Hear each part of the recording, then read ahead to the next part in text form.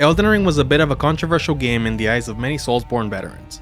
While I don't know if I'd go as far as to say that it's a one step forward, two steps back situation, there's many aspects of the game that felt like they've been done better in the past. And that's what I want to explore in this video, listing off one major thing I believe has been done better in one of the prior Soulsborne games, that for whatever reason was disappointingly lacking in Elden Ring. I posed this as a question on Twitter a while back, so I'll occasionally refer to some of the replies if I want to discuss a few other thoughts. But to be clear, I formed my own list for the video before tweeting it. Let's start from the beginning. One noteworthy thing I think Demon Souls did better than Elden Ring is the player type boss fights. The Mimic tier boss fight is a pretty clever and unique way to do an NPC fight as a boss fight, simply putting you up against your own build or allowing you to essentially customize the boss fight if you wish. I don't think there's much to criticize there. I think the problem lies in the other major player type bosses. Gideon is a very controversial boss fight. Personally, I don't mind him at all. I think the versatility and the spells he can cast, along with the speed in which he cycles between them, makes him pretty interesting and intimidating. But his status as a mandatory boss fight in the middle of a boss rush at the endgame drags him down significantly. And then we get to Fia's champions. I don't think I've ever heard anyone genuinely say they like this boss. I'm sure they exist, but it seems like the vast majority are in agreement here. Sure, the idea of taking builds from online play is great, another clever little idea in my opinion, but the issue is that this is also done with the Great Jar Warriors. So one of the things that make this fight unique is just shared with another encounter that isn't even a boss. There's also a few more NPC types in the game, but these are all in jails or caves and such, so for the video's purpose we're going to ignore them and just look at these that are likely to be encountered by players if they explore the main story or NPC quest progressions. With that in mind, the current track record for Elden Ring is one good one that's split opinion at best, and one that's pretty universally disliked, meaning roughly half of the encounters are a flop. So let's now compare these to Demon Souls' two bosses of the same type, which in my opinion are both good. Old Monk is a boss fight that will literally take another player in online play to fight you as a boss. Now I know that forced online play aspects are fairly divisive, depending on how you feel about the PvP overall in these games, but for the first game in the series, it was very ambitious and groundbreaking, and very unique. So much so that it will be revisited later in the series. I've said in the past that I believe Fia's champions should have had actual online play mechanics like this to differentiate them from the Great Jar Warriors, though it would have to be tweaked from how it currently stands to work. Regardless of how you feel about the player bosses, it would certainly help make it more worthwhile to a good percentage of the players than what we currently have. Right now, Fia's champions is just a barrier for Fortisax, the Many Rune of Death Prince ending, or even just an alternate way to get into Lindale. And it could be a more interactive boss fight that a lot of players could kill some time in if they want to be the boss themselves. The other boss to discuss is Maiden Astraea. Garvelin is also a player type enemy, but his AI is very uniquely scripted, more so than any other boss like this in the rest of the games. When you first enter, he's only scripted to defend and block you from approaching Astraea. Unless if you get too close to him, then he will attack you to push you back. If you manage to get past him, he will become much more aggressive and much more of a difficult boss to deal with, especially if he goes into a plague swamp. Despite all this, however, this isn't the most important part of the fight. Elden Ring, and even some of the games prior, were seriously lacking on encounters that have emotional impact.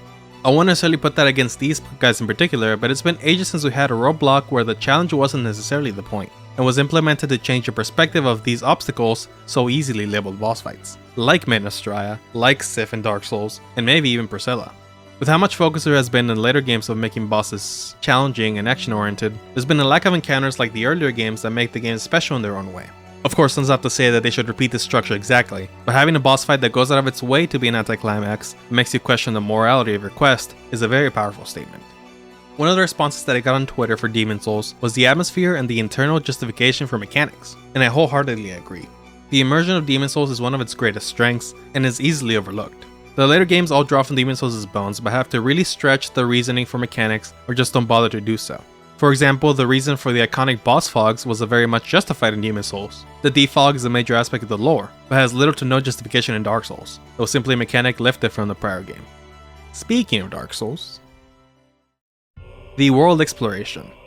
As much as this is one of the most common things I hear when comparisons between Dark Souls and Elden Ring come to the forefront, and even though I agree, I have to admit that this comparison does start nearing into apples and oranges territory. Let's explore what I mean by this. The focus of Dark Souls 1's world exploration isn't exactly exploring for exploration's sake. At all times, that goal in that game is finding ways to unlock progression for your main goal, which often requires you to explore every inch of the game. But unlike Elden Ring, this isn't nearly as exhausting to do so, and often is very rewarding. To this end, the entirety of this world is very precisely designed, especially due to the fact that you can't fast travel until later in the game. So they even interconnect the world in a very beautiful way that leaves most people in awe when they realize this fact. It's exceedingly rare to see this level of effort put into a 3D adventure game, especially with how big it feels at times. To put it one way, this type of exploration is more akin to something like Metroid or the first few Resident Evil games than an open world exploration game like Breath of the Wild or Skyrim, which although do have their own core goal and story, they obviously encourage you to explore any part of the world as you see fit and grow your character that way. In contrast, of course Elden Ring heavily encourages the Breath of the Wild Skyrim type exploration more so than any of the prior Soulsborne games, and by no means is that a bad thing in concept. It's simply a different type of exploration game, hence the apples and oranges comment.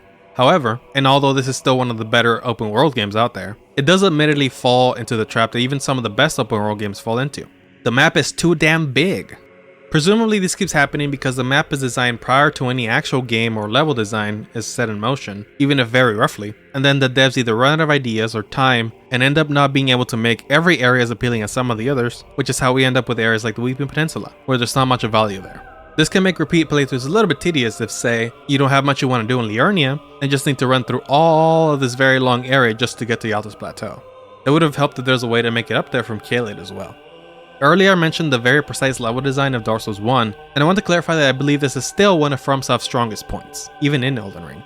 This is primarily seen in the main legacy dungeons, like Stormville Castle and Leyndell, but looking at the overall world design, perhaps FromSoft could have held back a bit, and if we got a whole new major region or two in the upcoming DLC, hopefully it'll be more thought out and concise. A friend of mine laments how none of the games after Dark Souls 1 has done a system of poise like this game. I'm a little torn on it personally. It can be a little too easy to have relatively high poise and still have decent roll options, and of course this affects the PvP in that game an insane amount.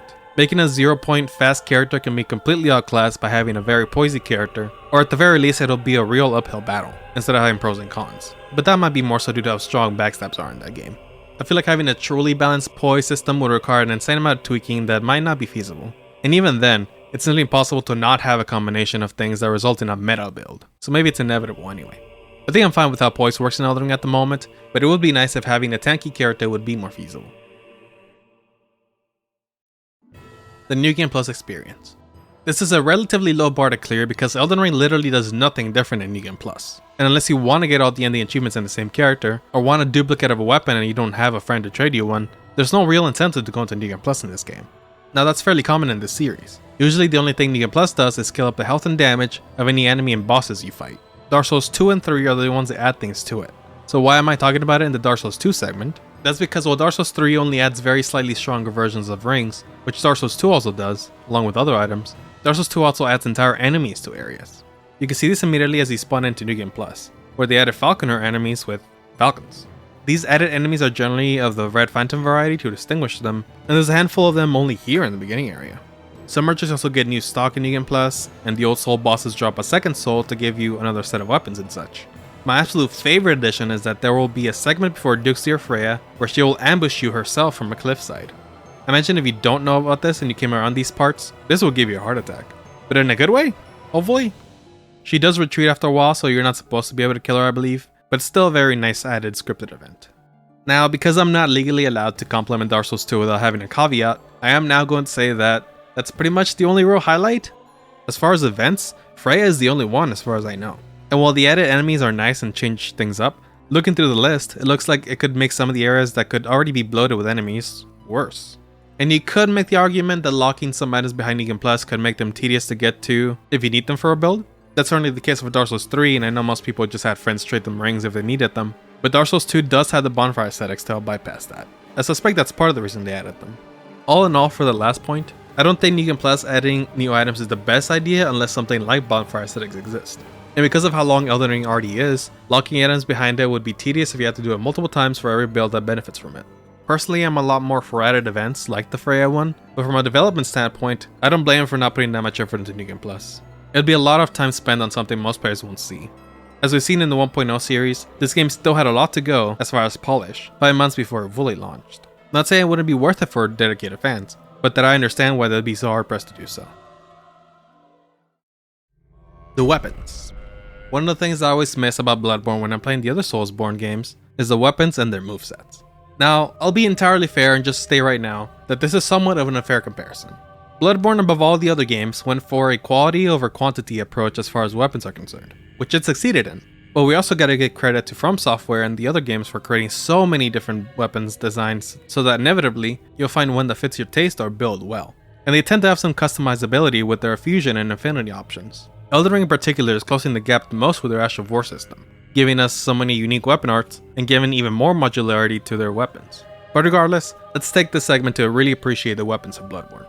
With only a few exceptions like the Saw Cleaver and Saw Spear similarities, every weapon in this game probably encompasses 2 or 3 times the work in moveset and animation as one entire weapon class in the other games, especially the ones prior to Bloodborne.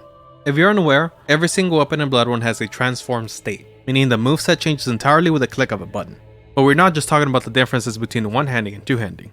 A sickle can turn into a scythe, a blade can turn into a bow, a straight sword can turn into a greatsword, etc. And on top of that, we have more than just the normal R1 attacks, R2 attacks, charge R2 attacks, and so forth. There's entire combos that can be done, including transformation attacks. Some weapons even have unique combos that other weapons don't have access to. My favorite example is with Ludwig's Holy Blade. When you're in the greatsword mode, if you do any attack, then transform, you'll do a transform attack of course, but if you do another R1 after that, you'll do a follow-up attack. Not that this attack is particularly powerful or useful, but this is a weapon-dependent extra combo attack, which I don't think any of the other games have done so far. On a personal level, my least favorite weapons are the ones that simply straight up buff the weapon with no change to the moveset, such as the Nitrous. But I believe that's the only weapon that does that now that I think about it. The Stake Driver and Boom Hammer also don't change much, but they're clever and fun weapons in their own right, even if not the most versatile. As mentioned, Elden Ring is making good strides to improve the weapon systems and it should definitely be commended for it. It's simply a matter of different priorities. The Elden Ring quantity of weapon system works for it and the Souls games. The quality weapons of Bloodborne fit that game. The PvP matchmaking systems. By this, I particularly mean the different ways that Covenants allow different types of PvP scenarios. Now, it's not to say the Covenants in this game, or even most of the Soulsborne games, are that good, but Elden Ring was certainly a step down. To get to the specifics, the way that the Blue Sentinels and Dark Moonblades work is certainly better than the Hunters in Elden Ring, although that has more to do with how the Hunter Cypher Rings synergize with the multiplayer limits in this game. To make sure we're all on the same page, in Dark Souls 3, you are always open to being invaded after defeating a boss, even if you don't have a co-op partner along with you, unless you die before entering a PvP eligible zone. By putting on a Covenant item called the Way of Blue, you can summon a player who opts in to help players who have been invaded, and presumably defend against the invader. So some of us have taken to calling the blues in this game, ironically or not, heroes. In theory, Hunters in Elden Ring should also be heroes, but it doesn't work the same way there. In a sense, it almost works the opposite way. For you to be able to be invaded in the first place, you must already have a co-op friend in the world. You can't be invaded if you're alone, period, unless you opt into it. So a blue can only show up if an invader is in the world as before, except in this game, it'll always be a 3v1 once a blue shows up. Now, some invaders prefer that, but I think the objective issue here is that the blue system doesn't act as a hero system. It only enables a more brutal gank on the invader than before. Now, you can have a co-op friend and summon a blue on top of that in Dark Souls 3, but an even further issue in Elden Ring is that there appears to be virtually no cooldown on when someone can replace a defeated player in the hostess team, where I do believe that there's at least some cooldown in Dark Souls 3, even if pitiful. So say if you kill the summoned co-op partner in Elden Ring, a second blue can take its place almost immediately, which is ridiculous. I've heard PvP Twitch streamer and YouTuber Saint Riot describe it before from an invader's perspective as being punished for playing well, and I wholeheartedly agree. That's my main grievance for a system that's similar to Covenant and Elden Ring, but here's a few others from Dark Souls 3 that were sorely missed at times. Watchdogs of Faerun and Eldritch Faithful were Covenants specialized for PvP hotspots, Faerun Keep and Emerald Landa regions respectively, when you can have an equal number of invaders as people on the hostess team. I've been spotting for months that Mogun Dynasty would have been a perfect PvP hotspot, and that could be anything to adjust for Elden Ring's matchmaking. Maybe it could have an expanded multiplayer limit, maybe it can be the only area where it can be invaded solo, anything, but of course they didn't. Perhaps we can get something like this in DLC, we'll see. And don't even get me started on the Spears of the Church. Mwah. This is probably what the Fields Champion should have been, but perhaps they didn't want to reuse this idea too soon after Dark Souls 3. Essentially, Spears of the Church is the same basic idea as the old monk from Demon Souls that we discussed in that segment, where the player can be the boss of someone else's world, but it's a little bit more expanded and arguably more balanced. If you enjoy the PvP in these games, this is one of the best experiences of it, and I feel it will translate well into Elden Ring. That boss fight in Dark Souls 3 and offline play is a bit controversial as well, but given that Fields Champion already isn't loved, it could have been an improvement for a good chunk of the community. There's definitely a lot of people who prefer the general combat of Dark Souls 3 compared to what Elden Ring provides, especially in regards to the Ashes of War. I personally prefer Elden Ring's combat to almost every games except Bloodborne, but I do agree that the Ashes of War are a little too strong at times. And finally, just for fun as it's not a Soulsborne game technically, but I wanted to discuss it, the boss fights. Okay, right off the bat, this is also a bit of an unfair comparison, due to Sekiro having a much greater emphasis on combat, where bosses are custom tailored for a more precise combat system. where Elden Ring and the rest of the Soulsborne games have to be designed in a way where you need to be able to defeat enemies and bosses with fast and slow melee weapons, ranged combat, magic spells, different load weights, etc. But it's entries for fun anyway, so let's just roll with it. A lot of folks like to say that Dark Souls 3's bosses are superior to Elden Ring's, at least the main ones, but I think that comparison is completely unfair given that Elden Ring hasn't received its DLC yet. And a lot of Dark Souls 3's major highlights come from their DLC. Sekiro never got an expansion, even though a lot of us would have loved one, and the bosses in this are still a wonder and challenge Dark Souls 3 all the same. The story being a little more straightforward than usual, I would say it's also a big pro. I'm all for minimal storytelling and cutscenes in the game if it suits it, but Sekiro isn't very intrusive, and is still minimalistic to some degree. Minimalistic. That word doesn't sound right when I say that fast. You'll only encounter so many story cutscenes, and they're generally spread out a fair bit, so your gameplay won't be interrupted much.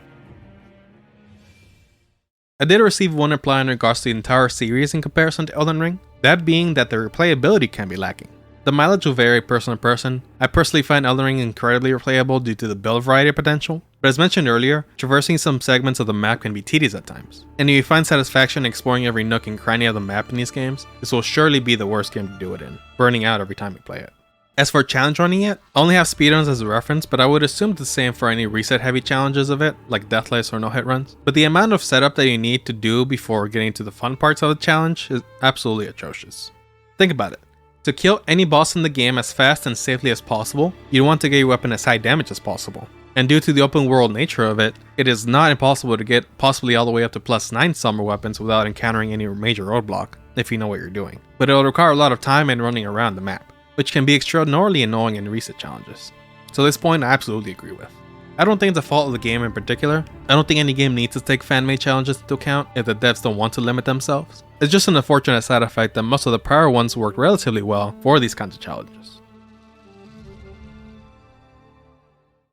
And that is all. Thank you for watching this video. Of course, first thing I'm going to say, because I'm sure a lot of you are already doing so, but do let me know what your thoughts on this are. Do you agree with my points, or do you have anything you personally think is done better in the prior Souls games, better than Elden Ring?